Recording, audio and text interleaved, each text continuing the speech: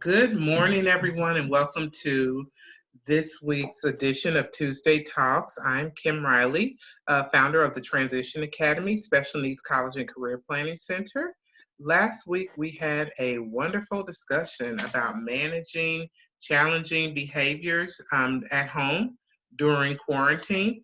This week, we are going to continue that discussion, and we got a lot of really great feedback from folks who were saying, who had questions, we made sure that we passed out the presentation afterwards. And we want to continue that discussion today. And so without further ado, I will turn it over to Miss Andi. But I think before we get started, I'll also just kind of review our format from week to week, just as a general reminder. We start off with a 20-minute presentation. We followed up with a 10-minute Q&A. So it's basically the first half is devoted to a presentation, and then the second half is devoted to resource sharing. And so we will follow through with that format. And without further ado, I will turn it over to Miss Andi Bonge, OT extraordinaire. Woo woo! Take it away, Andi. You're very kind, Kim. I don't know that I'm extraordinaire, but I do try. So one of the things that we had thought last week is that we could give some opportunities for families to have a personal one-on-one consultation about managing behaviors in the home. And we didn't have any families that were able to take us up on that at this time. So I thought I would just share a couple of case studies of students that I'm currently working with in the school districts, and some of the challenges that we've been able to find just by me working with them remotely. And I have to preface this by saying this has been very challenging for a lot of families to really to be able to integrate learning and therapies into the home life. From being a therapist who used to work with families in the birth to 3 population, it seemed like that was a lot more manageable. Even though that was a big stressor on a lot of families, it seemed like providing services at that time was a lot easier. Now that the kids are older, there's bigger task demands. The rest of the family, there's often more children. The rest of the family is trying to do their work and stuff from home. And it's been very challenging for families to even allow me to come into their homes remotely. So one family that I work with, the boy is a 4th grader and very low cognitively. Communication is very limited. The family understands more. There's very little vocalizations, and he does not have a communication system set up outside of some picture exchange things at school. And he also is very limited in his receptive language, which is another big problem. A lot of times kids with communication, their expressive language is a lot more limited than the receptive skills, but he's both limited receptively and expressively.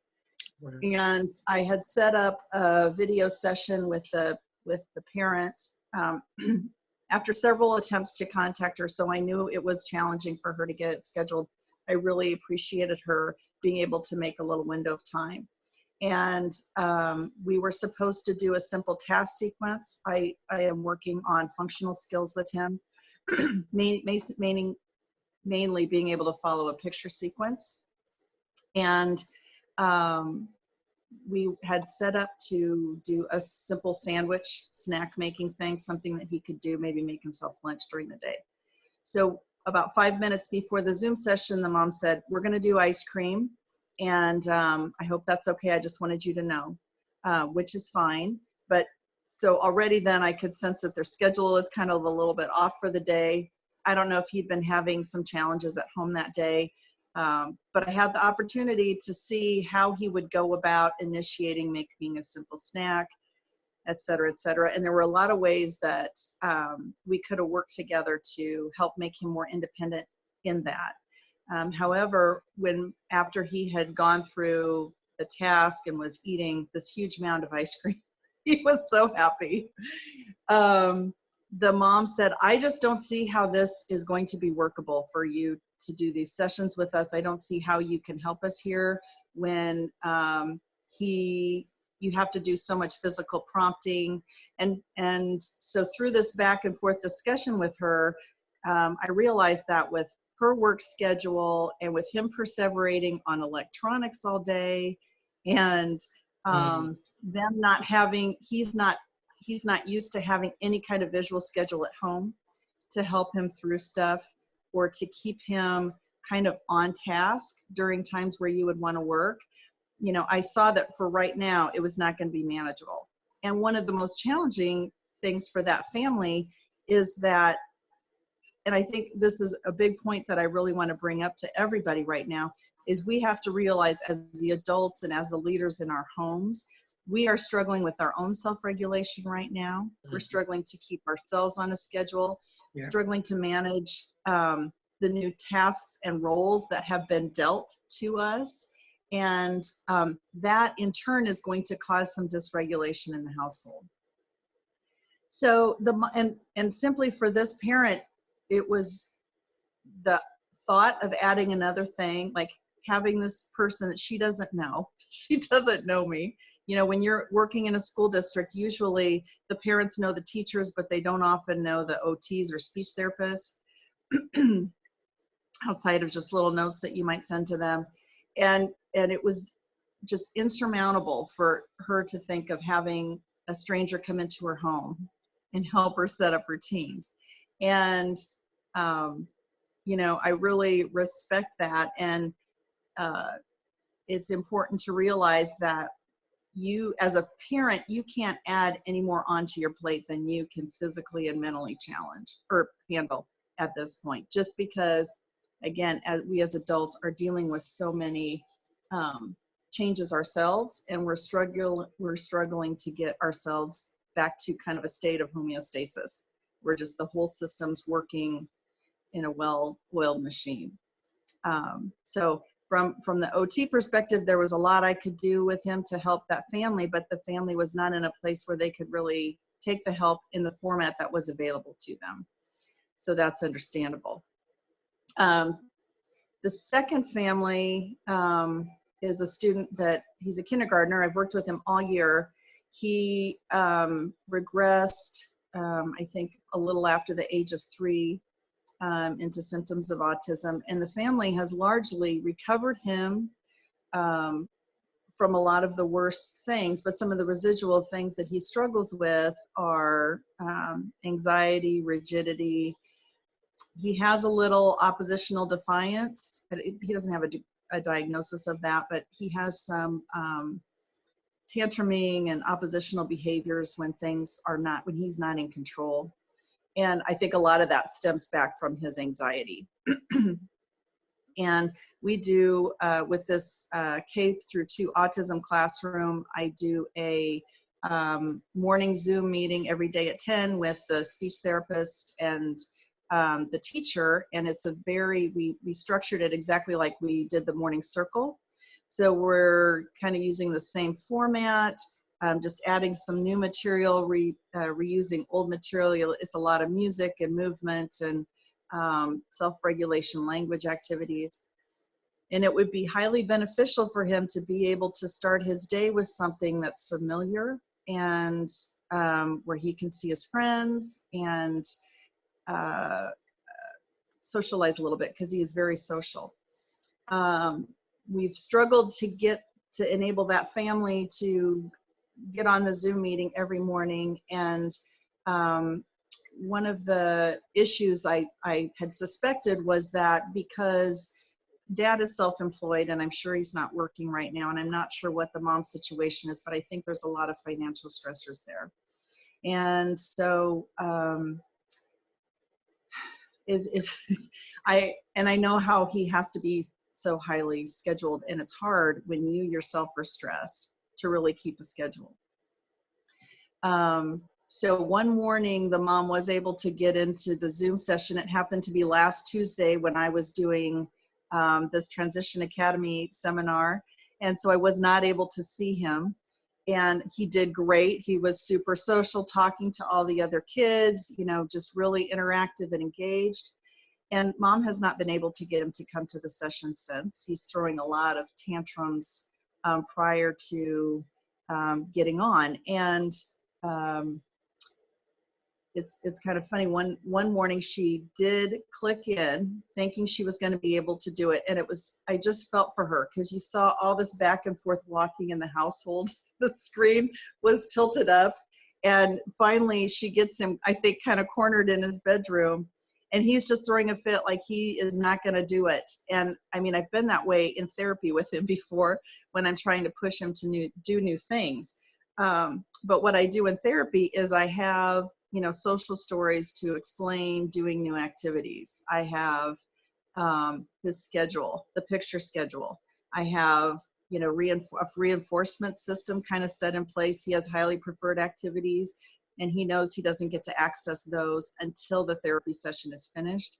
So that's how I work through situations like that in the therapy room. However, at home, you know, he has access to a screen probably all day, because he's very, very screen driven, as most of our kiddos are. And I know that the schedule is, I mean, at home, you're just not able to set up a schedule like you are in school, because we just have so many time expectations. And so the schedule is kind of self-imposed.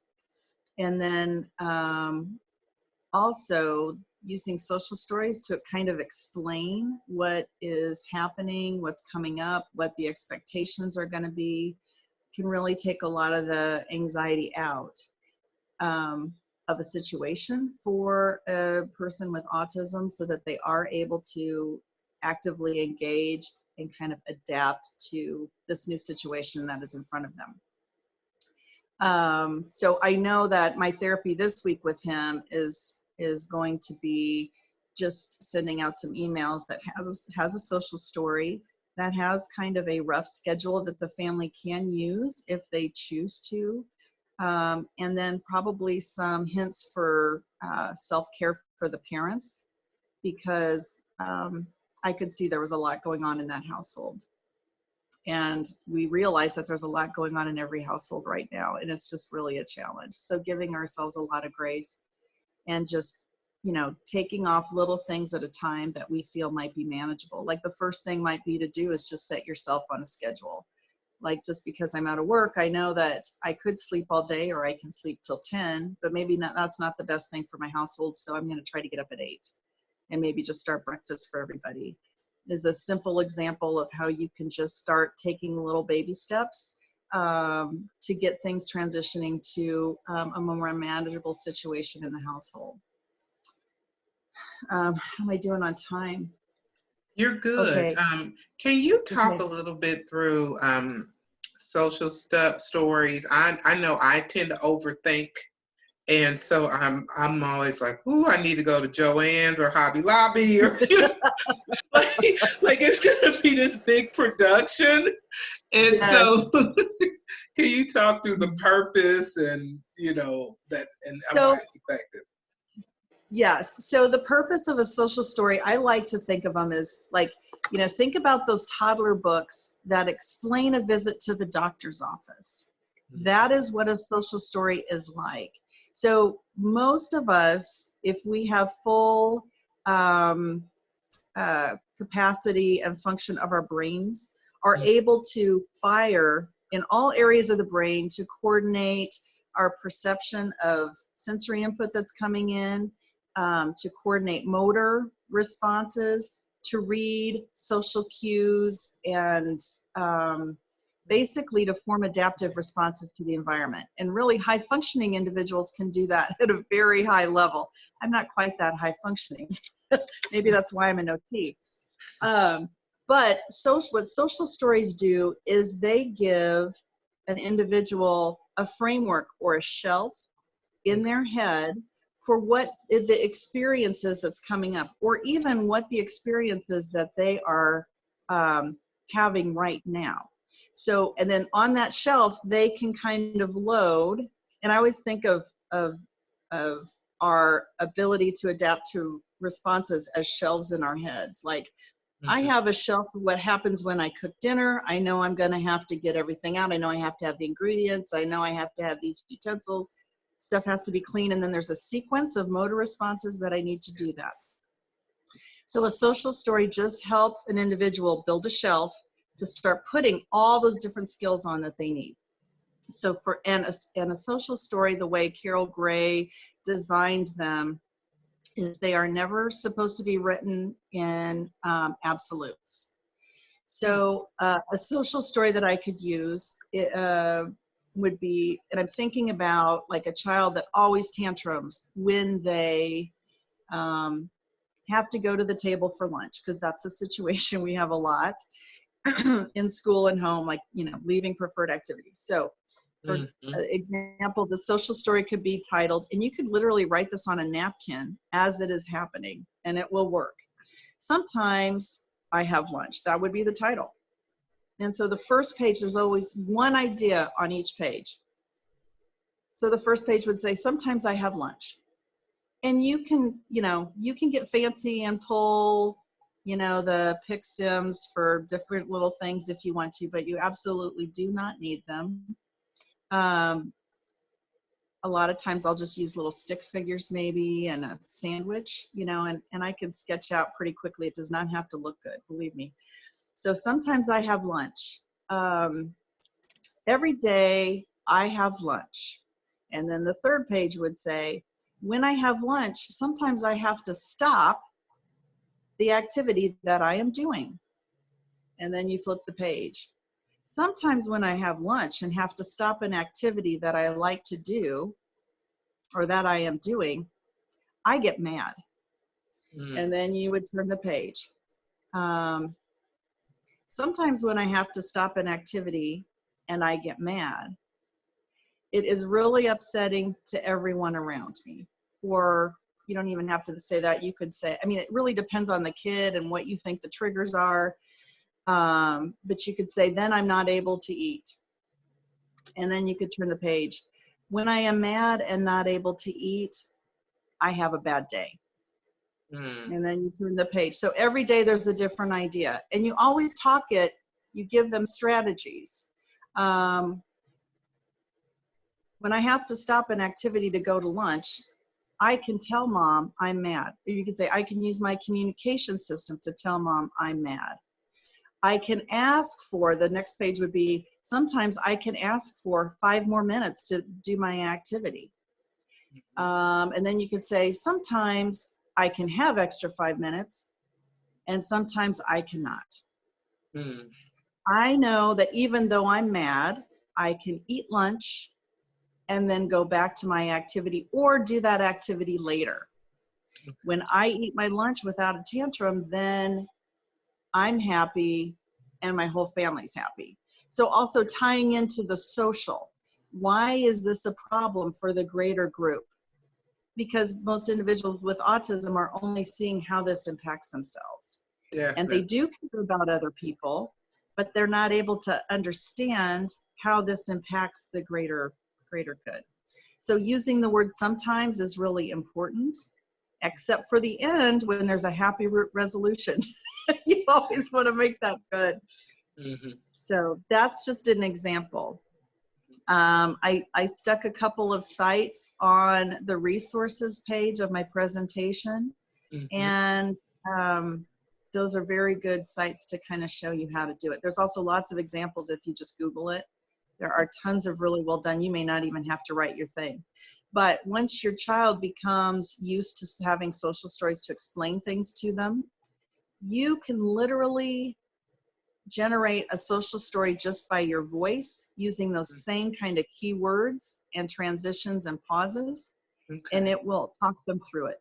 You can explain scissors use to a kid who really does a lot of unsafe things with scissors, or a kid who struggles with how to use glue properly or doesn't like it on their fingers. You can explain glue use. Or I have a lot of kids that hate coloring. They don't get it. Why am I doing this? and I can explain coloring, and it makes that activity so much tolerable. So it's super, and you know, Jana Sattler, Kim, was the one who taught me how to use that so fluidly in a classroom setting, and it's magical. So it sounds like social stories, even though they can be introduced at a very early age, it's not necessarily something they outgrow. No, I definitely would use it throughout the lifespan if necessary. Okay. Any other questions from any other attendees for Andi?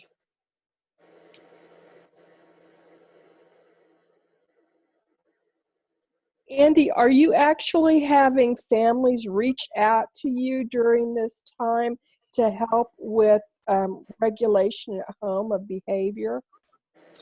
You know, I have, and this is very common with the rest of the therapists that I'm working with when we have our meetings. Families are not following up to our attempts to reach out to them. I probably have a third of my caseload of kids that I've actually, and most of those kids are higher functioning, like kids with learning disabilities who are more integrated in a regular classroom. My families with more of my children who have autism diagnoses or behavioral issues, they are not responding much back to my attempts. And I know that's because it's so challenging for them to manage everything. So we have a private Facebook group that we put together. I'm putting little simple activities on there. I put this presentation on there. I send out one email a week, and then I text, you know, just to check in and say, hey, here's what I can do if you are interested. But no, probably about a third of my families I'm actually seeing right now. Wow. Yeah, so there's a lot of people hurting. There is, and with this quarantine going until mid-May, being extended, and who knows if that is actually, you know, the final piece. A lot of families are struggling right now. Right. I would welcome, you know, if there's any professionals who are listening today who are interested in collaborating and trying to figure out better ways to help the individuals with whom we work, I would be more than happy to collaborate. I really am feeling really ineffective, and it's just challenging. I know I'm not meeting the needs, and I'm not quite sure how to do it. So I think we're all feeling that way right now. It's just, you know, it's just such a challenging time. Yeah, it is. Any other questions? Okay.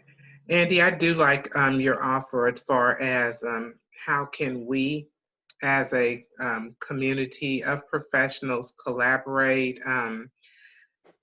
I don't know that anyone has the magic wand or the answer, but I bet if we put our heads together and we start small and try to impact, you know, one or two families at a time, and let it, you know, let the word get out, and let us kind of make a difference from there. That would definitely be a starting point. So if you are willing to maybe have a strategy session, just either send me an email or even just indicate it in the chat window below, and we can move forward. And again, no one has all the answers, but if you're interested in moving forward together, let's give it a shot. Yeah, I'm totally up for that. So. Okay. Any other questions for Andi? Hi, Kim. It's Danielle. Can I ask a quick question? Absolutely. Thank you. Thanks again for hosting. And Andi, thank you so much for all the valuable information. I kind of, in two capacities, I'm just curious. I know you're saying it's so hard to reach families, and I know that that we're not hearing from families much either. And then, of course, the perspective I feel like is spot on as far as from the parent perspective, just feeling overwhelmed. Mhm. As a parent of a second grader and a fourth grader, I am so overwhelmed right now with the volume of online everything. I Right. will say, and this is just an observation, and so I don't know the likelihood of any of this, but in the beginning, we received a paper packet in the mail. And I know that in one of our earlier meetings with Kim, we discussed how that paper packet was grade level based, so how that wasn't going to be applicable for our special education students necessarily and contain content. But when we talk about the social stories or even just some of those tasks, I can't help but wonder if it would be beneficial to parents to even just receive a little paper care package with some of those things already Mhm. printed out, Mhm. because I feel like even right now with two kids, I Mhm. have so many Gmails open on my uh, Right. on Right. my Mhm. browser. I've got so many choice boards open, all of these different links, and I am desperately longing for those first 2 weeks of shelter in place when I had the paper stuff and it was like, I need you to read the story. Great. Here is the story on elephants on paper. And I know that the legwork for that for educators and therapists is not maybe as feasible, but it's just, I don't know, that's just kind of, I'm just the screen time and is, as you were saying, like so many of our kids Yes. perseverate on the screen time, so then to Right. constantly be putting them in front of these screens right now, it's like this double negative. If I'm using it as a reinforcer for getting the work done, I don't know, I'm just, yeah. And so then even I the schoolwork has been so much that I haven't even begun to tap into the speech therapy at this point in time, because Right. it's a whole nother, so Right. I know that that really wasn't a question, I know that was a statement, I apologize.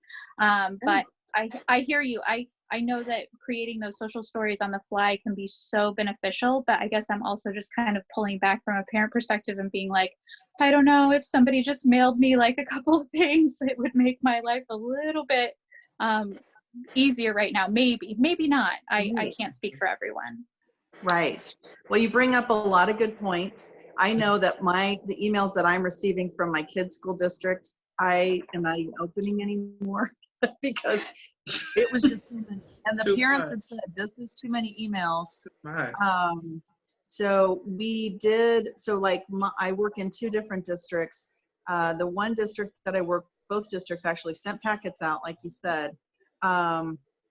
But we need, so here's on the other side, like if you communicate to your therapist or your teachers what you need, then we can say, okay, I can try to find that for you, or I could, like myself, I've sent some things out. I'm just printing stuff at home. Mhm. And I did mail some packets out from home because we're not allowed to go back to the district. But if you let your therapist know, like even by text, just say, hey, shoot me some social stories. I need a picture sequence for blank. Um, that maybe would be helpful for you getting what you need. I know it's super challenging. And one of the problems I think is just really being able to communicate, like, what are my limits as a therapist? What can I do? Every therapist is going to have different limits because just of our skill sets and stuff. And then what as families do you need? And you bring up a good point about the screen, like Mhm. having so many learning options on the screen. I really feel our kids don't really learn on screen. Uh, they have kind of a surface factoid level, but they don't really apply it to daily living. And once you put that screen in front of them, it kind of sets you up for failure for the rest of the day, because then you've lost your leveraging tool, right? Mhm. Yeah. Yeah, I think that that was very helpful, though, your response. I'm almost feeling as if like an FAQ, just a couple of prompts for parents in general, for those of us who are, working in that professional field, and also as, supporting our peers, because I've been getting Mhm. text messages from, other parents just that reminder that you don't get what you don't ask for. So Yes. if they, if they need to dial it back and specifically say to their occupational therapist or their teacher, this is not, I think Right. to a certain degree, even as a parent, I was afraid to give feedback last week to the educators to say, this is working for me, this isn't, because I knew that they had put a lot of time and energy into it, and I didn't want to be negative. But it now into week 2 again, I'm like, nope, I actually need to give a little bit of feedback because this isn't working. So that was, no, that's a good reminder, I think, about reminding people to just be more specific, and then perhaps giving an example. I will just share briefly, a friend of mine who has an incoming kindergartner did share with me that they were trying to do a circle time online on a Zoom call, and he was devastated because he didn't understand. He thought he was going to get to see his friends in Mhm. person. And so then when they pulled up that Zoom call and that was what was happening, he could not move forward because it was not what he thought it was going to be. And so again, I just thought that that was a great perspective that she had shared, because we think that something of that capacity would be so great and so helpful, but in fact, it may be a trigger that ends up setting them off for the morning, Yes. that then we're backtracking on. So I think that that goes back to, even as care professionals, we can't possibly know exactly what's happening in the home right now, and that communication line. So thank you so much again. Your information has been so helpful, and even if it's things that I've heard before, the reminders, of course, are extremely helpful. We forget, even what to use at times. So thank you. Well, thank you. Your points are excellent. And yeah, interesting about your friend with the kindergartner. That's very interesting. And it just shows you how individual kids are, and situations are. And we have to be, as both as parents and service providers, we have to be so flexible with how and that's where the communication piece again is so huge. It's just so huge. It's everything, right? It is. And to Danielle's point, as well as yours, Andy, the challenge now, Andy, when you were talking about social stories and the structure, I thought about, wow, the key word is a story. It has a beginning and middle and an end. Well, unlike the times that we're in, we don't have an end, to this COVID-19. And so, to your point, Andy, of not having absolutes, just dealing with sometimes and dealing with circumstances to get us through, because we are all overwhelmed. And so trying to help our children when we are also overwhelmed, just having some strategies is going to be key for us kind of riding this wave. Are there any other questions or thoughts? Okay. Okay, well, thank you so much, Andy. We're going to kind of move on to our next phase. I'm going to kind of move things around just a little bit. I just had a few announcements, and one thing I just wanted to float out here to get some feedback. As we talk about this, the poor seniors graduation and graduation and proms and everything are canceled. I have been thinking about what if we were to have a virtual senior recognition ceremony for our students with disabilities who are graduating, not only to recognize them, but also to match them with some college, career, life skills programs so that they could be able to transition to life after high school. I just wanted to float that out and get some feedback on if any of you, just to get your thoughts on something like that.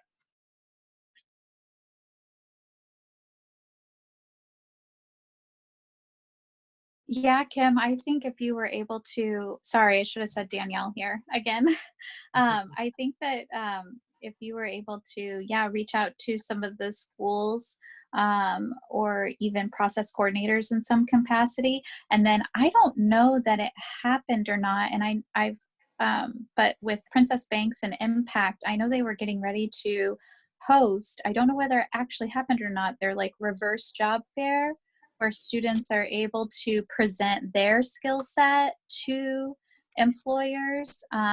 Again, I'd have to reach out to Princess directly and see whether that regional transition team was able, whether that had happened. I don't remember the date for it, but I think maybe it was, even, yeah, in a few weeks, and I heard it was going to be in person. I haven't heard anything virtually, but yeah. yeah. So I don't know whether whether they had thought about um, making that a virtual opportunity or not, but that might be, depending on whether it happened or didn't happen and whether or not they're doing that, that might be a great jumping off point for some of that connectivity for those students. I'm not sure. Okay, good feedback. I'll definitely follow up with Princess and see where they are, and just see if there's an appetite for it and if we have the bandwidth and all that jazz. Let's see, another resource that I wanted to share with you all, and I thought this was very timely. There is a new alliance that was launched, Educating All Learners Alliance. It's a coalition of organizations committed to resource sharing and community building to meet the needs of all learners during the pandemic. It's a national coalition.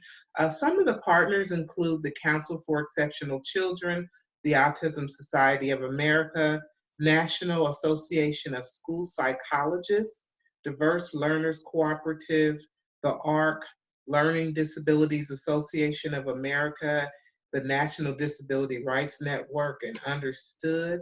And I will send this out with this week's resource link. The website is educatingalllearners.org, and again, it'll be included in this week's resource list. And then the other piece that is included on the resource list is that on Friday, Goodwill launched a text line for people who need assistance this year in the following areas. Students who, adults in general who need assistance with the job search, whether it's applications, resume, job leads, or ongoing support. Also, if you need to file an unemployment claim. And then finally, if you need to file taxes to receive support with the recent economic stimulus, they can help you to fill out the forms and to get that desperately needed a resource in your hands. And they also have connections to banks with free checking accounts for community members who need that, as well as referrals to other community resources. And so the text number is 816-842-7425. There's no eligibility to receive these services, so they want us to feel free to share it widely. And again, I will include that in this week's resource list. And then I want to turn the mic over to our awesome friends at Children's Mercy Hospital as we're talking about virtual learning and just the new remote world that we're living in. They have been diving in head first like the rest of us and had just some interesting feedback, lessons learned. And Marianne, would you like to share some feedback with us today?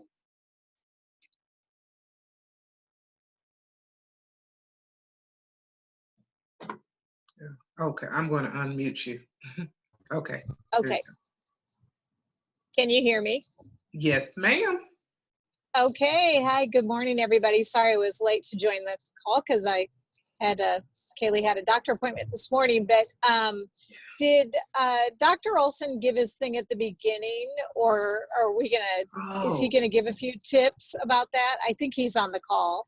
Oh, I'm sorry. I'm sorry. Dr. Olson, you know how you have names across the screen, but it doesn't quite click? Right. Like, who is that? Oh, So life I and think I okay. would just turn it over to him, because I think Absolutely. he's been doing a lot of telehealth, and he Okay. can provide us with some tips, if that's okay. That is perfect. And I apologize, Okay. Dr. Olson, No, trying to navigate this brave new virtual world, right, is a challenge for all of us. you're doing great, Kim. You're doing great. Thank you, Marianne. Dr. Yeah, Olson?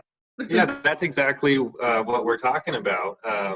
Is everybody, including us as psychologists, are trying to figure out this brave new world, just like you're saying, because before this time, telehealth was around, but wasn't really being utilized too much, and so now we've kind of been forced to move forward with all this telehealth. So everyone is trying to figure out how this works and what's the best way to go about it. And one thing that has really come out in moving forward with telehealth is flexibility. That seems to be the big thing, both flexibility from patients coming in and trying to get some information over video or over phone, but then also a lot of flexibility on the side of therapists. Sometimes sessions don't look the same as they did before, and other times they do look the same, but sometimes sessions can go the whole time, and sometimes they don't, because it's all about finding what's going to work for a family and what's going to kind of meeting people where they are, and whatever that looks like is okay. And so it's totally, right now, especially as everyone is adapting to this new telehealth, it's totally okay for families. It was kind of mentioned before, but it's okay for families to come back to the therapist and say, this is what we need right now, and how can we go about finding it? And that's okay. Like, that's okay to go ahead and speak your mind and say, maybe talking to someone for an hour isn't going to work for me right now because kids are running around and there's homework and there's all this technology and all this kind of stuff. Can we just have a half an hour check-in? Can we just talk for 15 minutes? If that's what that's what families need right now, it's totally okay to just ask for that. Dr. Olson, would you mind turning your camera on? Oh, sure. Let me.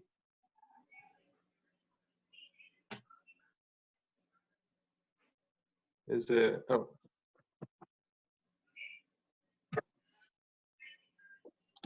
There you There are. you go. Yay! There I am. Yay. Excuse the walls behind me. I'm pulled some wallpaper off the walls and trying to patch everything. Oh, yes, our life, right? Yeah, right. That's just got a little extra time on my hands, so I decided to pull some wallpaper off the walls. Oh, okay, no problem. Yeah. So, what have been some of your experiences so far with families? And how quickly did you have to kind of switch to telehealth? Very quickly. With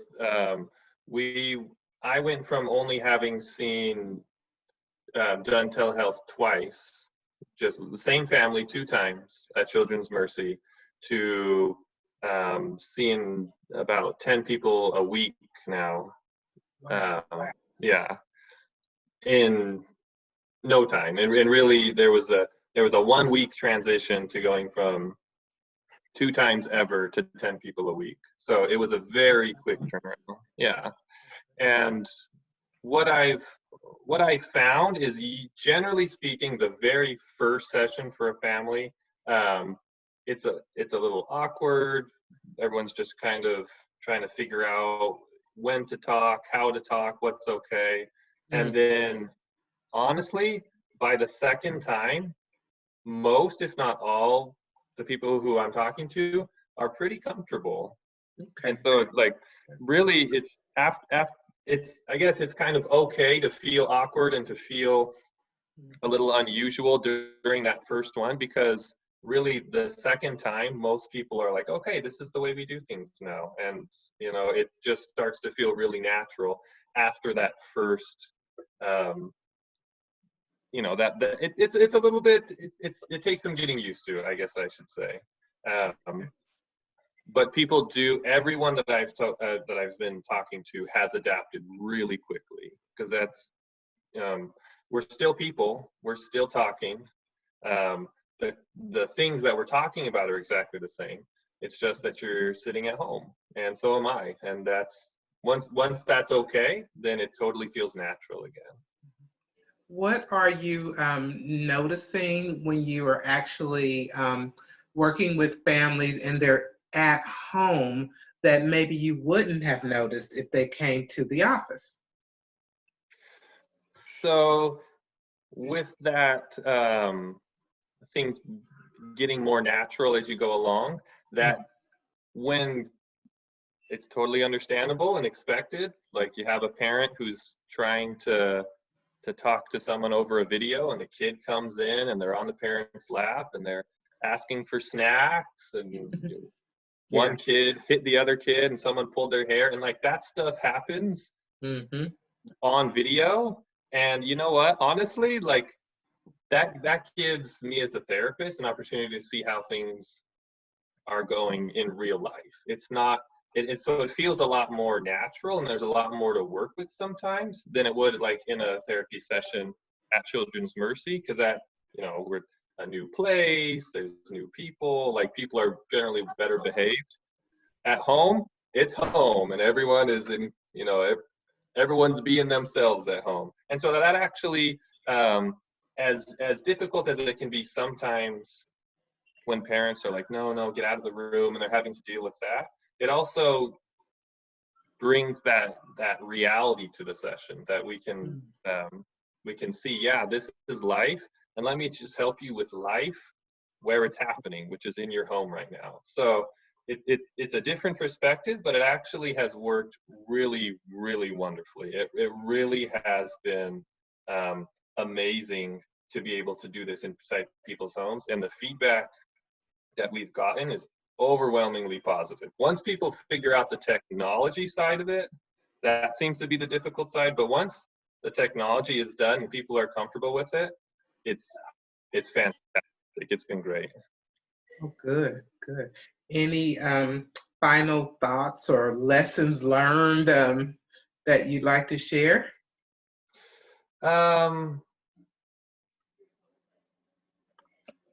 I guess I'm trying to think of some like real lessons learned, other than what I've already said, as far as like, it's okay to be yourself. I think that's probably the biggest lesson that me and the families, we've gone through this together, is it's okay to be yourself.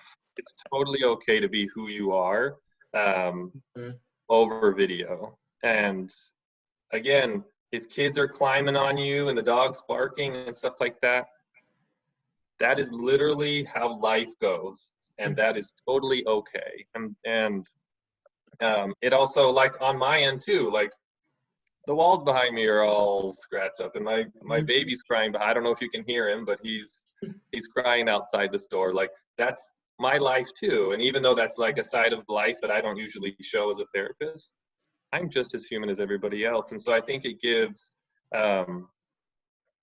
other people a chance to see like, oh, like we're all human, we're all kind of going through this together, and that's okay. So I think that's my biggest takeaway, is whatever's happening is happening, and we can just like be comfortable with that. That's great. Are there any questions for Dr. Olson?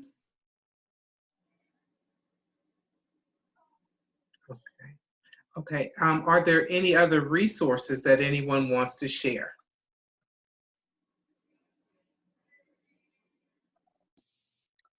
Kim, Okay. Go right ahead, Mary Ann.